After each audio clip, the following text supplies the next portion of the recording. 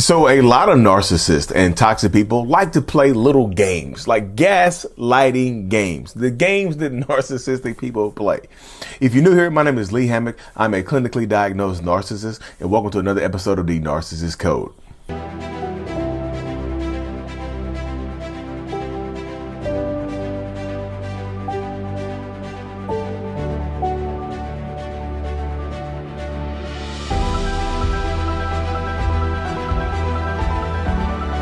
Boom. So yeah, games. So if you Google games that narcissists play, you're going to see a lot of different things pop up, y'all. You're going to see things pop up about how narcissistic people gaslight you, how they play the blame game, how they play the victim, things like that. All those games that narcissists play, yeah, they will gaslight the hell out of you.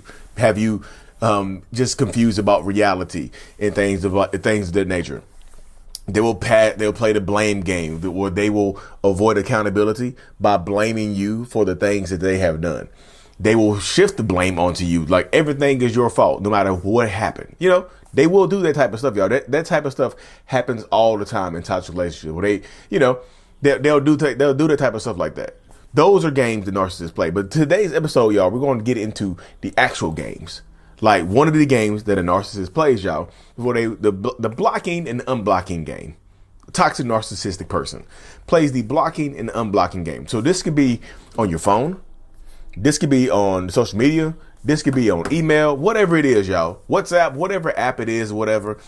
They will block you and unblock you. It's literally a crazy game that narcissistic people play.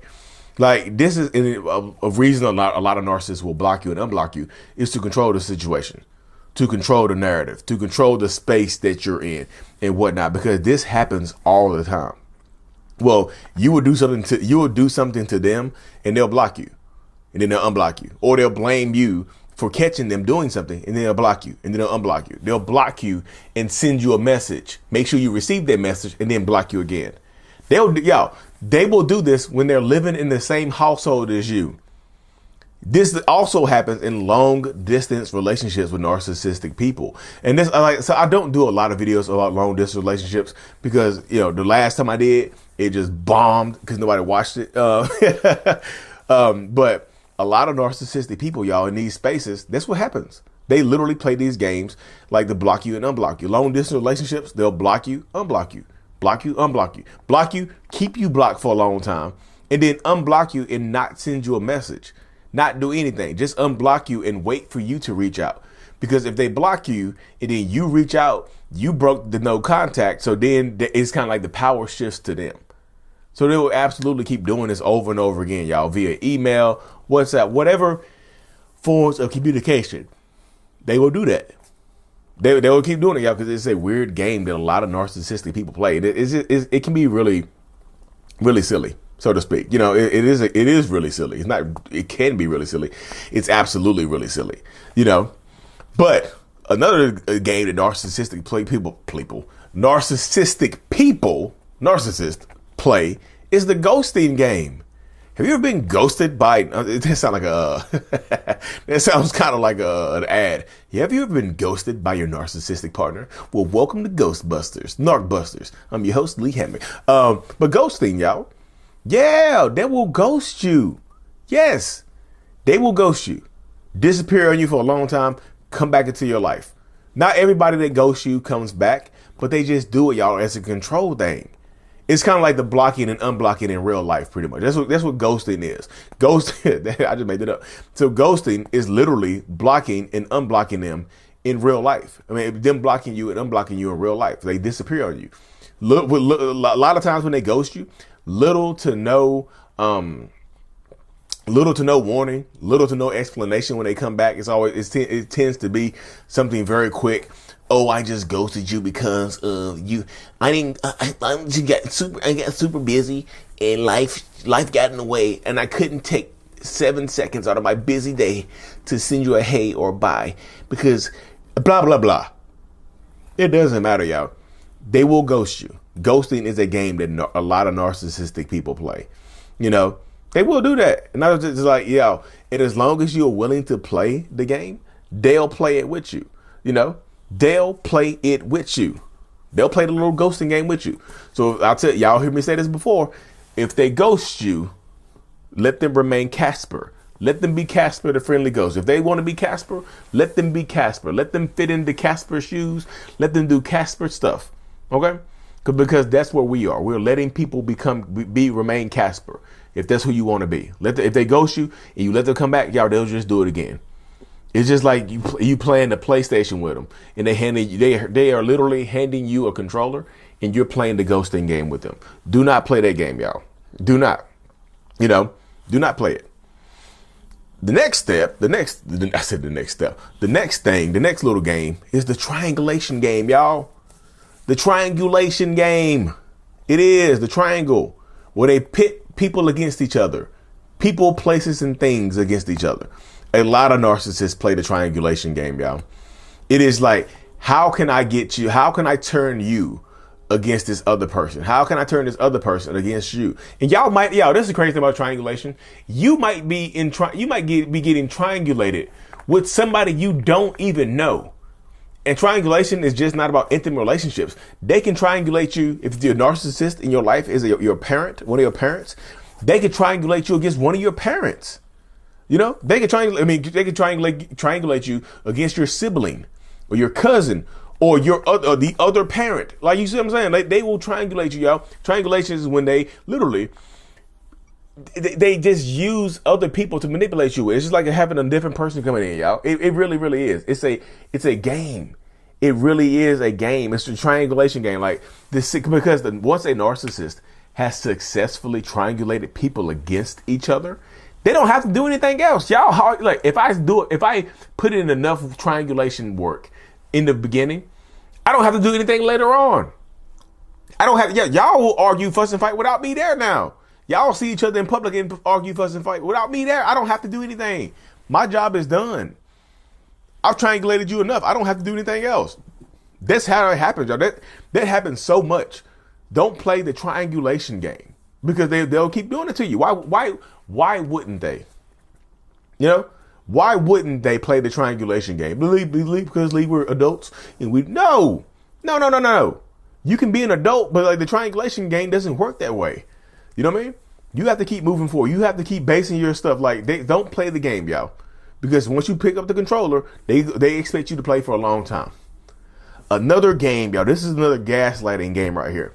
Another like gaslighting game that narcissistic people play. They'll hide your stuff.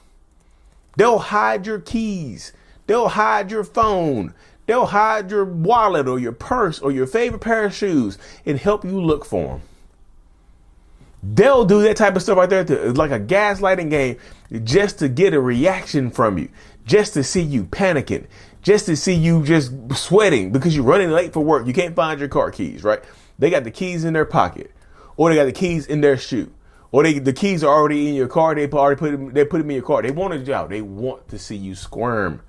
When it might seem like a little jokey, little tricks or whatever. It might seem minute, but y'all, these are big things because if they keep doing it, it's going to make you feel like you're going crazy.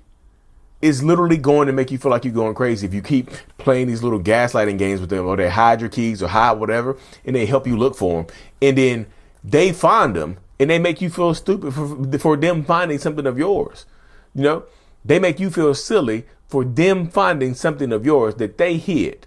I had a woman tell me one time that like she would come in the house, set her keys on the counter, and they always, like later on, they will always be missing somewhere else. And she did not remember picking them up. But her partner was just like, you're crazy. Like, what do you do with your keys? But they will always turn up later on. He would help her find them. So she put a camera, like a little hidden camera in the house and put her keys down. And she caught him coming in there, moving the keys around and hiding the keys in the couch. So she intentionally just went and got the keys from the couch and left and didn't say anything to him. And he kept doing it, kept hiding the keys, and she kept finding. She didn't mention anything to him until he's like, "Oh, I see you don't lose your keys anymore." And then she told him about the camera. He got mad. He got mad about the camera. Like, why are you recording me? Wow, you didn't trust yourself that much. You recorded me. Wow. Blamed her for recording him because she didn't trust him. Those little gaslighting games that they do, they erase things. Like I said, they don't even just hide things. they erase things and like make sure like they'll send a message from your phone and delete it. They'll delete screens out. I'm just telling you, the little gaslighting games will keep going on. You know, will keep going on. They want you to question your reality. You know, in the last game that I will go over is dog whistles. The dog whistling game, the inside trigger game, y'all. It's when narcissistic people covertly trigger you on purpose. Like covertly, when I say covertly, it means it's like a secret trigger. It's covertly triggering you with something that only you would understand, right?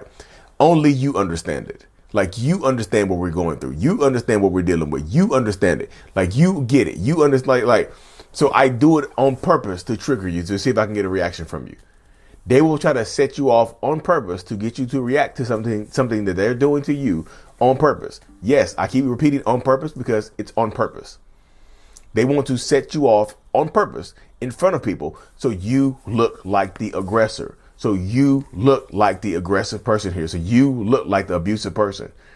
They will do like dog whistles, or, you know, an actual dog whistle is a whistle that people blow on and only dogs can hear because it's at a certain frequency. Nobody else around you can hear it except the dog. The dog like, you know, nobody else can hear it. The people can't hear it. I don't know if the cats can hear it, but the dog is like, that hurt my ears. That's how they covertly trigger you. Why is the dog doing that? Why is the dog reacting like that? Somebody else better blowing the dog whistle. You see? Doing stuff like that on purpose to covertly trigger. Nobody knows why the dog is triggered except for the person that's doing the triggering. That's a game that narcissists play too right there, y'all. The dog whistling game. So don't let them play these games with you. Do not entertain them. I know it's easier said than done. I get, y'all, trust me, when I say I know it's easier said than done, believe me. Trust me. But anyways, y'all, thank y'all for tuning into another episode. Make sure y'all like and subscribe for more. Mental Healness is out. Peace.